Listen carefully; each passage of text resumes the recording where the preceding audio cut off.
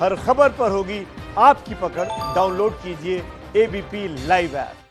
दिल्ली में कोरोना का प्रहार और एक्शन में मोदी सरकार। एक्शन में मोदी सरकार इस लिहाज से क्योंकि इस वक्त लगातार आधे घंटे से गृह मंत्री देश के अमित शाह जो हैं वो बैठक ले रहे हैं। एक अहम बैठक गृह मंत्रालय में इस वक्त चल रही है, जिसका नतीजा यह तय करेगा कि अब दिल्ली को किस तरीके की लड़ाई कोरोना के खिलाफ लड़नी है।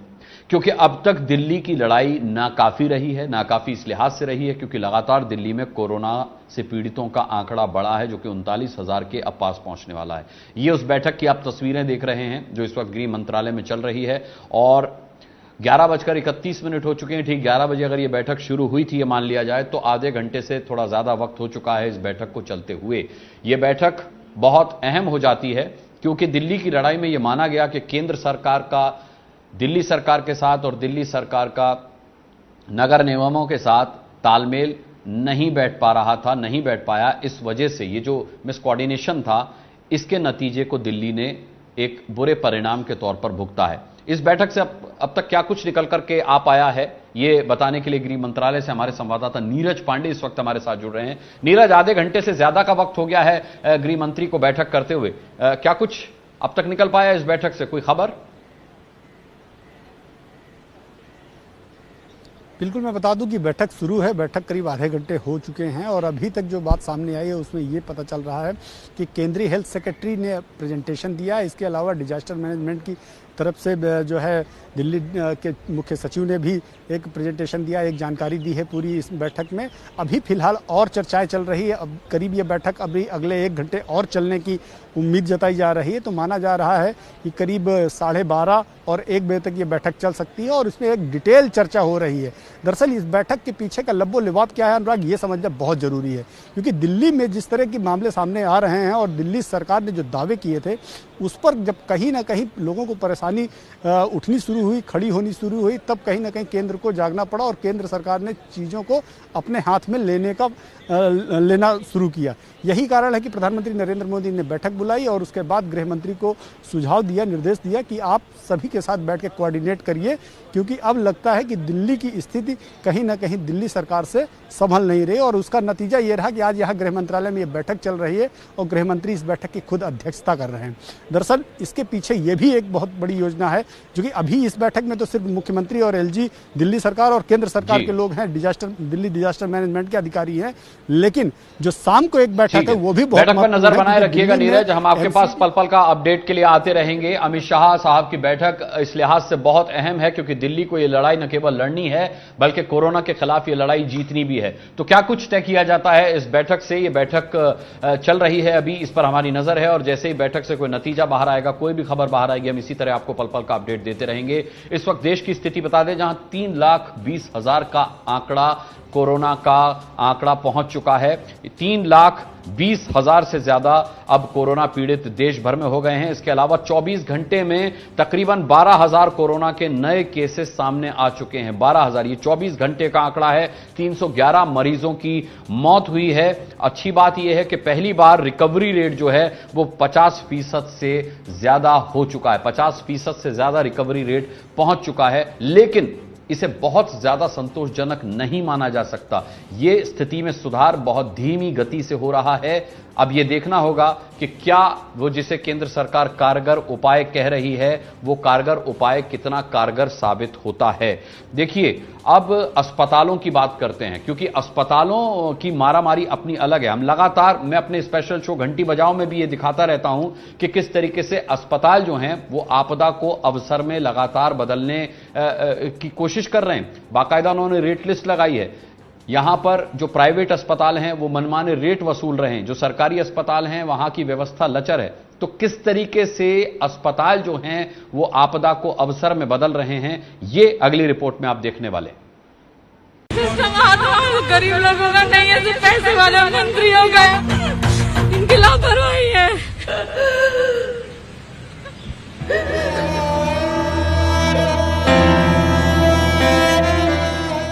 आंखों में आंसुओं की धार है, शरीर में वेदना का संचार है, गरीबी की मार है, हालात से लाचार है और सच कहें तो कोरोना का बड़ा ही बेरहम प्रहार है। फैमिली वालों के इंतजाम तो करो कि उनके के पेशेंट खत्म हो चुके हैं, नहीं कर रहे हैं।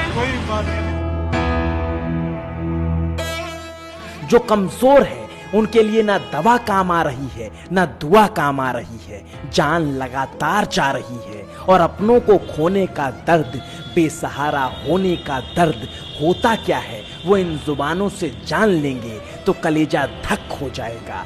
कोरोना क्या चीज है समझ आ जाएगा, अस्पतालों की क्या नीति है समझ आ जाएगी। 8 दिन के बाद बता रहे उनकी नेगेटिव रिपोर्ट आई थी। हमने बोला कि सर ठीक है, हम उनको वहां से निकालना चाहेंगे। कह रहे नहीं, हमने एक कोविड के टेस्ट उनका दोबारा होगा।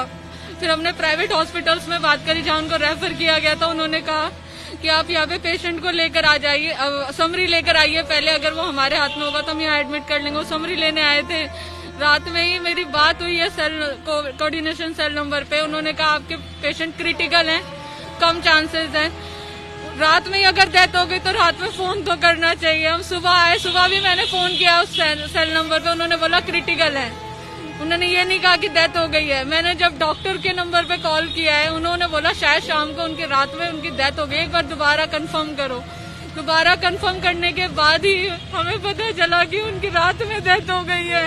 हमें कोई इन्फॉर्मेशन नहीं दी गई, हमें कुछ नहीं बताया गया कि उनकी रात में डेथ हो गई। मोबाइल नंबर किस लिए लिया गया है? आप एक आम आदमी की रात जब एक नेता की, बड़े लोगों की 24 घंटे के अंदर रिपोर्ट आ सकती है तो हम आदमी की 8 दिन के अंदर क्यों आ रही है? 48 आवर्स में क्यों नहीं दे रहे हो? हम लोग कहाँ जाएंगे? क्या है ये सिस्टम यहाँ पर? कैसा हॉस्पिटल है? कुछ नहीं बता रहे।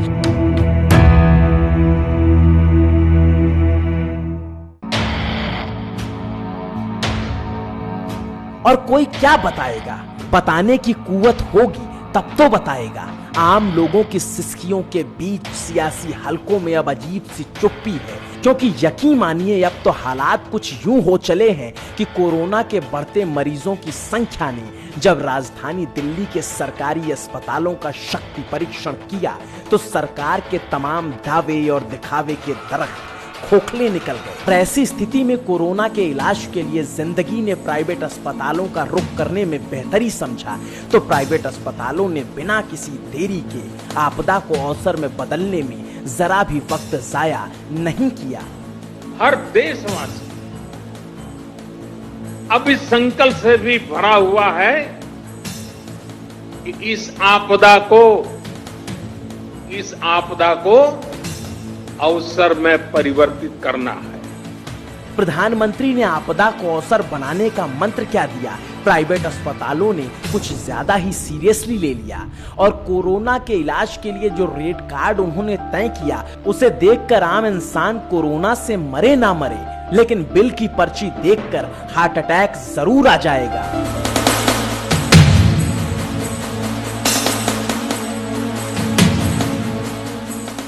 क्योंकि ये सिर्फ मैक्स अस्पताल या फिर किसी सरोज अस्पताल के इलाज के पर्चे खर्चे नहीं हैं, बल्कि कोरोना से बच जाने पर भी जीते जी आम इंसान को आर्थिक तौर पर मार देने का इश्तिहार है। ये इंसान की गाढ़ी कमाई को निचोड़ लेने का व्यापार है। ये सिर्फ इलाज का रेट कार्ड नहीं है साहब, बल्कि मानसिक रूप से किसी को भी बीमार कर देने का सीधा सा प्रचार है। 3-4 घंटे जिंदा रही उसका तो 46,000 रुपया चार्ज मारा है उन्होंने। खाली मास्क का 19,000 रुपया उन्होंने मारा है और डिस्पोजल लिखा है उन्होंने 6,700 रुपया। क्योंकि बताइए भला, लॉकडाउन में जिस आम इंसान की जेब खाली हो चुकी है उससे दिल्ली में पड़पड़गंज का मैक्स अस्पताल कहता है इलाज तो कर देंगे, मगर जनरल वार्ड में एक दिन का इलाज करने का 25,000 लेंगे। डबल रूम में इलाज करवाओगे तो 27,000 एक दिन का देना। सिंगल रूम का 30,000 रुपए तुमसे एक दिन का लेंगे। आईसीयू में गए तो 53,000 रुपए एक दिन में तैयार रखना, और अगर वेंटिलेटर पर जाना पड़ा तो 72,000 रुपए एक दिन का लेंगे। और ये उस कोरोना के इलाज के खर्चे हैं जिसकी अब तक कोई दवाई कायदे से है नहीं, जो एसिम्प्टोमेटिक मरीज हैं या जो कम सिम्टम्स वाले मरीज हैं उन्हें आइसोलेट करके अस्पतालों में इलाज किया जाता है। लेकिन पैसे पूरे वसूलने की तैयारी है और इस रेट कार्ड का मतलब ये हुआ कि अगर जनरल वार्ड में कोई पेशेंट 8 दिन तक मैक्स अस्पताल में रह गया तो मिनिमम 2 लाख रुपए तो देकर ही आएगा, और कोई खराब किस्मत के साथ आईसीयू में गया तो महज 8 दिन में 4.25 लाख रुपए के वारे न्यारे हो जाएंगे। कोरोना से बच भी गए तो आर्थिक तौर पर मानसिक बीमारी को प्यारे हो जाएंगे। तो मैक्स अस्पताल सफाई के पुथन्ने के साथ सामने आया, लाखों के बजट वाले मेन्यू कार्ड के बारे में कहता है। हम स्पष्ट करना चाहते हैं कि ये तस्वीर सभी तथ्यों को व्यक्त नहीं करती है। इसने एक दुर्भाग्यपूर्ण गलतफहमी को जन्म दिया है जिसमें प्रतिदिन का शुल्क कमरे के किराए से संबंधित है। हम आज 1000 कोविड बेड पर इलाज कर रहे हैं। अब तक हमने 2000 कोरोना मरीजों का इलाज किया है। हमारे पास 3220 कर्मचारी हैं। पिछले 2.5 महीने से हम रुक कर काम कर रहे हैं। हमने अपने स्टाफ को क्वारंटीन होने के लिए होटलों और हॉस्टलों को किराए पर ले रखा है, जिसकी वजह से ये कोरोना के मरीजों की देखरेख को महंगा बनाता है, मगर मुनाफाखोरी का आरोप पूरी तरह गलत है। मतलब ये कि चित भी अस्पताल की और पट भी अस्पताल की, सारे खर्चे आम इंसान से ही आप लोग वसूल लीजिएगा। हमारी सरकारें तो सिर्फ ढोल पीटने के लिए बनी हैं। अभी मैंने बताया ना, सभी लोगों से रेट मंगाए गए हैं, पहले इसको रेट्स को स्टडी करते हैं। तो अभी तक कितने अस्पतालों ने रेट भेज दिए हैं आपने ऑर्डर? लगभग सबके आ चुके होंगे, अभी चेक कर लेते हैं, लगभग आ चुके हैं। दिल्ली के स्वास्थ्य मंत्री साहब कहते हैं प्राइवेट अस्पतालों से रेट लिस्ट मंगा ली है, हम हिसाब लगा रहे हैं, और जब तक दिल्ली सरकार हिसाब लगाएगी तब तक अस्पताल वाले भाई साहब लोग लाखों के बारे न्यारे कर देंगे। जबकि ये बात कम लोग जानते हैं कि प्राइवेट अस्पतालों को सरकार की तरफ से सब्सिडी पर जमीन दी जाती है। जिन अस्पतालों को जमीन दी जाती है उनको गरीबों का सस्ता या मुफ्त इलाज करना होता है। सुप्रीम कोर्ट ने सितंबर 2011 को इस पर बड़ा आदेश भी दिया था। सब्सिडी वाले अस्पतालों को 25% मरीजों का ओपीडी में मुफ्त इलाज करना होता है। भर्ती होने पर 10% मरीजों का बिना 1 पैसे के इलाज करना होता है।